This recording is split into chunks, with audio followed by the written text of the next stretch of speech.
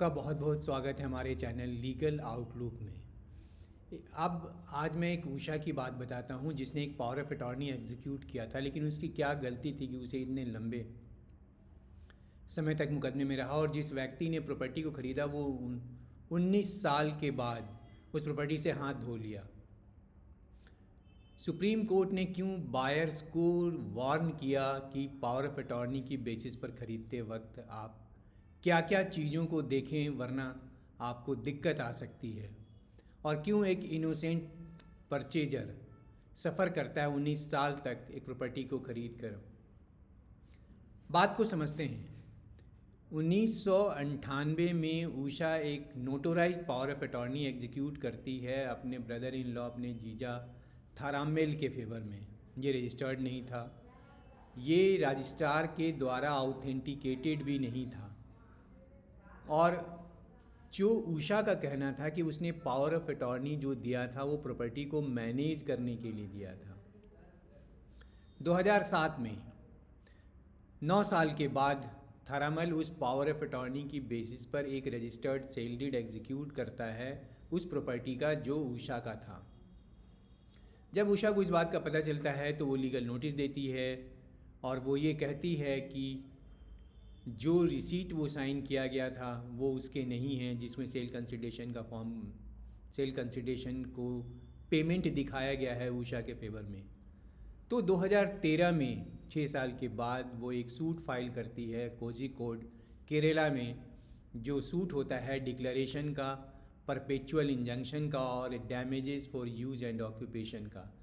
2014 में trial court जो power of attorney है उसको एग्जामिन करती है, और जो उषा का वर्सन था और जो थारामेल का वर्सन था उन दोनों एक दूसरे को देखती है।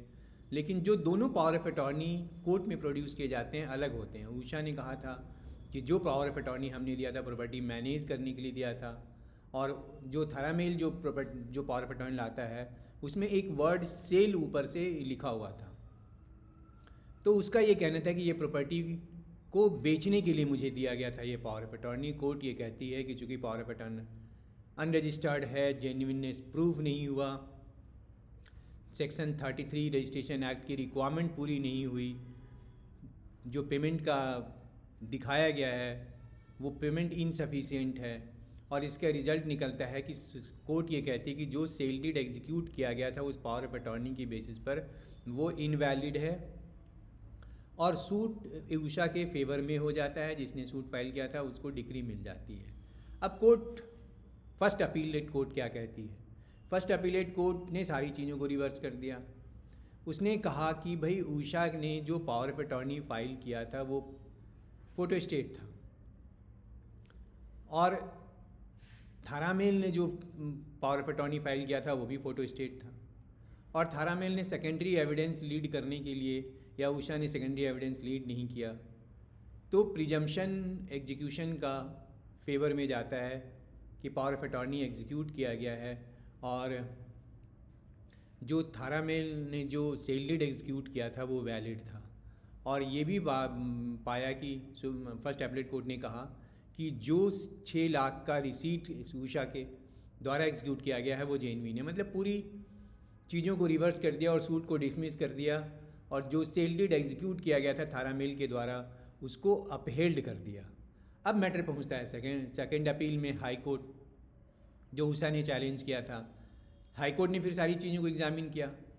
उसने कहा कि थारामेल ने जो पावर ऑफ अटॉर्नी फाइल किया है वो फोटोकॉपी है, और उसको सेकेंडरी एविडेंस लीड करने के लिए उसने कोई स्टेप्स नहीं लिया, तो पावर ऑफ अटॉर्नी फ़ोटोकॉपी पे तो कोर्ट रिलाई कर नहीं सकती। तो कोर्ट ने कहा कि नहीं, हाई कोर्ट ने कहा नहीं, photo state without proper foundation for secondary evidence is not admissible. और कोर्ट ने कहा कि जो वर्ड सेल है जो उसमें वो भी सुपर इम्पोजिशन है, इसलिए ये डॉक्यूमेंट रिलाई नहीं किया जा सकता, और इसकी बेसिस पर जो सेल किया गया है प्रॉपर्टी का वो सेल डीड वैलिड नहीं है। और कोर्ट ने सेल डीड को, हाई कोर्ट ने सेल डीड को वाइड डिक्लेयर किया, इनवैलिड डिक्लेयर किया, और ट्रायल कोर्ट के फैसले को रीइंस्टेट कर दिया, उसको रीस्टोर कर दिया। इस बैकग्राउंड में हम समझते हैं सुप्रीम कोर्ट ने क्या कहा, चूँकि ये बहुत इंटरेस्टिंग जजमेंट है। सुप्रीम कोर्ट का। और ये जजमेंट लिखा हुआ है जस्टिस एसवीएन भट्टी के द्वारा, और इस बेंच में थे जस्टिस पंकज मित्तल भी। मैं जिस जजमेंट का जिक्र कर रहा हूँ उस जजमेंट का नाम है थारामेल पीताम्बरन वर्सेस टी उषा कृष्णन। ये 6 फरवरी 2026 का जजमेंट है जो मैं आज आपसे डिस्कस कर रहा हूँ। ये लेटेस्ट जजमेंट है, और इस केस में जो लेसन है वो बायर्स के लिए भी है, सेलर्स के लिए भी है, लॉयर्स के लिए भी है, और लिटिगेंट्स के लिए भी है।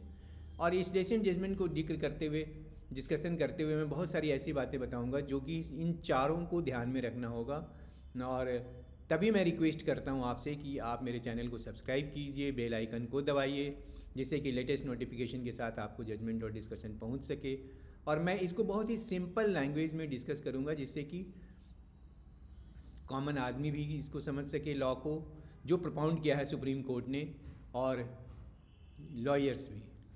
सुप्रीम कोर्ट ने कहा, सुप्रीम कोर्ट के सामने जो थारामेल का आर्गूमेंट था कि भाई हाई कोर्ट ने अपने सेकेंड अपील जो प्रोविज़न है सेक्शन 100 सीपीसी उसको एक्सीड कर लिया, कोई substantial question of law frame नहीं हुआ, और उसने रीअप्रिशिएट किया एविडेंस को जो परमिसिबल नहीं है सेकेंड अपील में सेक्शन 100 सीपीसी के तहत। उसके एडवोकेट का कहना था कि जब भी नोटराइज्ड पावर ऑफ अटॉर्नी होता है तो उसके भी जेन्युइननेस का एक प्रिजम्पशन होता है।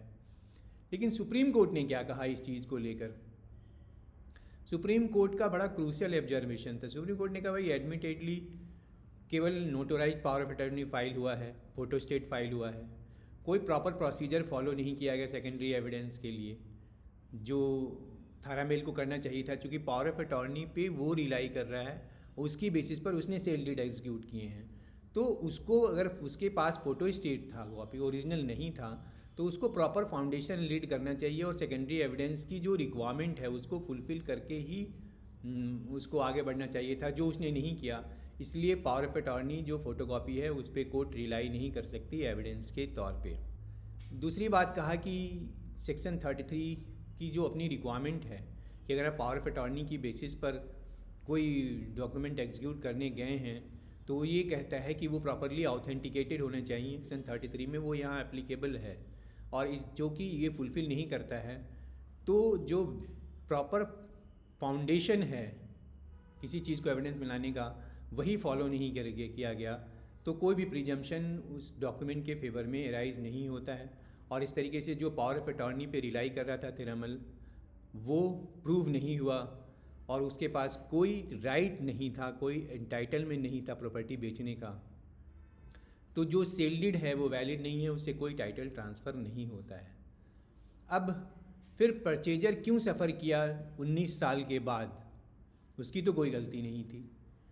तो उसने परचेजर ने रिलाई किया पावर ऑफ अटॉर्नी पे जो नोटराइज था, जो फोटोकॉपी था, उसने ऑथेंटिकेशन वेरीफाई नहीं करी, उसने अटॉर्नी होल्डर को नोटिस देकर या उसको उसके नॉलेज में लाकर कि भाई आपके पावर ऑफ अटॉर्नी की बेसिस पर ये हम एग्रीमेंट सेल डीड में इंटर कर रहे हैं, तो उसने ये जो प्रॉपर प्रोसीजर था वो फॉलो नहीं किया। केवल उसने एज्यूम कर लिया कि रजिस्टर्ड सेल डीड इनफ है उसको साइजर ट्रांसफ़र करने के लिए, जो कि गलत है। अगर अथॉरिटी बेचने वाले का अथॉरिटी ही गलत है तो उससे जो सेल एग्जीक्यूट कर रहा है, जो सेल कर रहा है वो डीड डॉक्यूमेंट एग्जीक्यूट, वो अपने आप में वैलिड नहीं है, जो कि सुप्रीम कोर्ट ने कहा।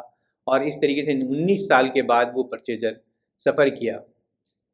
तो आपके बायर्स के पास लेशन क्या है, क्या उसको इस जजमेंट से क्या सीखने को मिलता है? तो सबसे पहला कि कभी भी नोटोराइज्ड पावर ऑफ अटॉर्नी पे ब्लाइंडली बिलीव मत कीजिए। दूसरा कि जब भी पावर ऑफ अटॉर्नी की बेसिस पर अगर कोई सेल डीड एग्जीक्यूट कर रहा है तो ओरिजिनल का डिमांड ज़रूर कीजिए। तीसरा कि ये देखिए कि जो पावर ऑफ अटॉर्नी है उसकी जो रिक्वायरमेंट है रजिस्ट्रेशन एक्ट की वो उसमें फॉलो की गई है, तभी वो वैलिड होगा। चौथा कि डॉक्यूमेंट को एग्जामिन कीजिए। जैसे इसमें थिरामेल के पास जो डॉक्यूमेंट था पावर ऑफ अटॉर्नी, उसमें सेल वर्ड ऊपर से ऐड किया हुआ था, तो प्रॉपरली डॉक्यूमेंट को एग्जामिन कीजिए। अगर डॉक्यूमेंट सस्पिशियस लगा तो सेल में इंटर मत कीजिए। चौथा कि केवल ये मत सोच लीजिए कि आपके पास एक रजिस्टर्ड सेल डीड हो गया तो आपको राइट ट्रांसफ़र हो गया। आपको बहुत सारी चीज़ों को देखना होगा राइट टाइटल इंटरेस्ट ट्रांसफ़र होने के लिए प्रॉपर्टी में, तो इन चीज़ों को ध्यान में रखिए। अब पावर ऑफ अटॉर्नी ट्रांजैक्शन बहुत ही कॉमन है, तो जस्टिस भट्टी के इस जजमेंट से जो चीज़ निकल के आती है कि केवल ये सोच लेते हैं बहुत से बायर कि पावर ऑफ अटॉर्नी है तो सेल और सेल रजिस्टर्ड है तो सब कुछ सेफ है। ऐसा नहीं है। आपकी प्राइमरी ड्यूटी जाती है कि आप जिस डॉक्यूमेंट के बेसिस पर कोई अपने को इंटाइटल कह रहा है सेल डीड एग्जीक्यूट करने को, उसको एग्जामिन कीजिए माइन्यूटली। बाद में नहीं तो आपको पछताना होगा, ना तो टाइटल मिलेगा ना कोई प्रोटेक्शन मिलेगा, और अल्टीमेटली आप संपत्ति से भी हाथ धो बैठेंगे और फिर एक नए लिटिगेशन में अपने पैसे की रिकवरी के लिए अपने को झोंकेंगे। तो जो कंक्लूज़न है कि लॉयर के लिए भी कि अगर आप पावर ऑफ अटॉर्नी ड्राफ्ट कर रहे हैं या उसको उसकी बेसिस पर कोई डॉक्यूमेंट एग्जामिन कर रहे हैं, तो जो इस जजमेंट की चीज़ें हैं उनको दिमाग में रखें ताकि आप अपने क्लाइंट को और मुसीबतों से बचा सकें। आज का डिस्कशन यहीं पे ख़त्म होता है। अगर आपको डिस्कशन अच्छा लगा तो वीडियो को लाइक कीजिए, चैनल को सब्सक्राइब कीजिए, वीडियो शेयर कीजिए। बस एक स्पेशल रिक्वेस्ट कि आप अपने कमेंट हम तक ज़रूर पहुंचाइए इस वीडियो के कंटेंट्स एंड इश्यूज़ को लेकर, टॉपिक को लेकर और जजमेंट डिस्क्रिप्शन को लेकर। Thank you very much. नमस्कार।